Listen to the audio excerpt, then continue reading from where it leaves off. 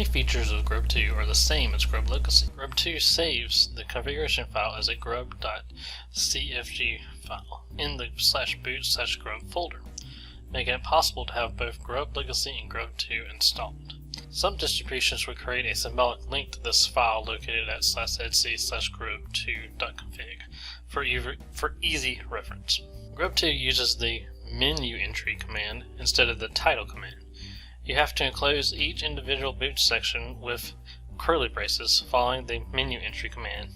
For example, to the right, you'll see menu entry Ubuntu Linux curly braces and then the commands. GRUB2 uses the set command to assign values to the root keyword and an equal sign to assign the device. GRUB2 utilizes environmental variables to configure settings instead of commands.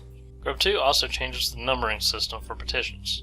The first hard drive is still 0, the first partition is set to 1. So if you wanted to define the /boot folder on the first partition of the first hard drive, you would use set space root equals HD parentheses 0 for the first hard drive, comma 1 for the first partition. Using the root environmental variable allows GRUB2 to define non-Linux boot options the same as Linux, and you define the kernel location using the Linux command. The configuration process for GRUB2 is also different. While the /boot/grub/grub.cfg is the configuration file for GRUB2 uses, you should never modify that file. Instead, there is a separate configuration file stored in the /etc/grub.d folder. This allows for individual configuration files for each boot option. For global commands, use the /etc/default/grub folder. Most distributions generate the new grub.cfg file automatically after events such as upgrading the kernel. Typically, they will keep a boot option pointing to the old kernel just in case. And let's take a look at that on Ubuntu real quick. Alright, here I am in a Kali Linux virtual machine, and I'm in the /boot/grub folder, and you can see the grub.config folder, and we are going to vi the grub.config file. And as you can see, it starts off with a warning at the top saying do not edit this file, but inside here you can see all the settings, and these are the default settings. So let's exit out of here real quick. Now here we are in the /etc/default folder, and you see a grub file that we can edit. Alright, and let's vi the grub file here.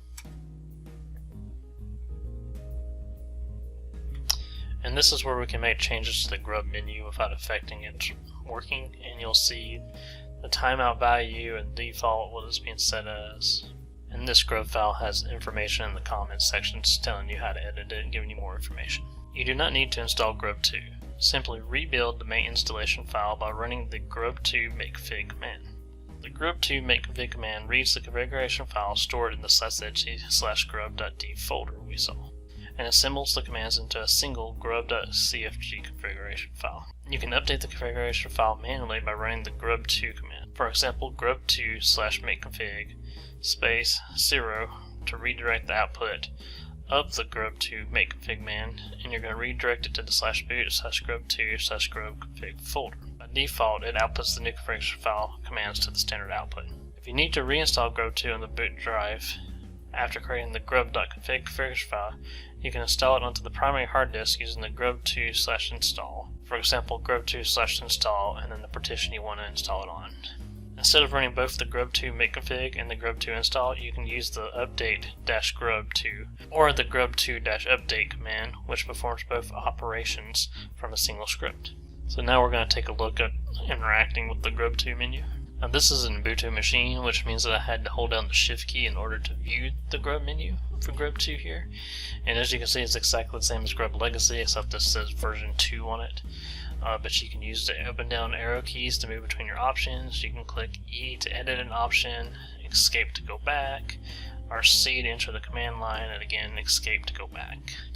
While GRUB Legacy and GRUB2 are the most popular Linux bootloaders, another you may run into is PXELINUX. PXELINUX as a bootloader uses the pre-boot execution environment, or PXE standard, which defines how a network workstation can boot and load an operating system from a central network server. PXE uses DHCP to assign a network address to the workstation. and bootp to load the bootloader image from the server. The network server must support the TFTP protocol to transfer the boot image file to the workstation.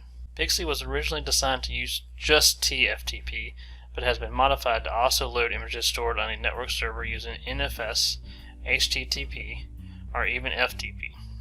The TFTP server needs to have the PXELINUX bootloader program stored as /tftpboot/pxelinux.0 available for the workstation to download.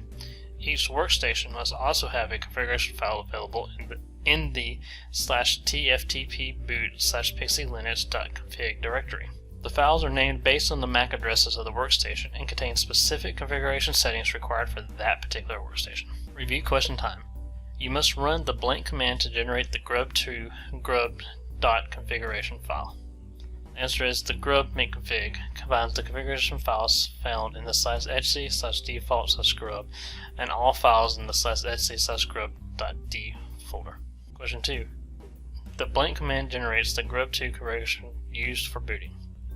The grub makeconfig command generates the GRUB2 configuration file used for booting, because the GRUB2 makeconfig processes GRUB2 directives stored in the /etc/grub.d folder to create the /etc/grub2.config configuration file. Thank you everybody for joining me, and see you again next time.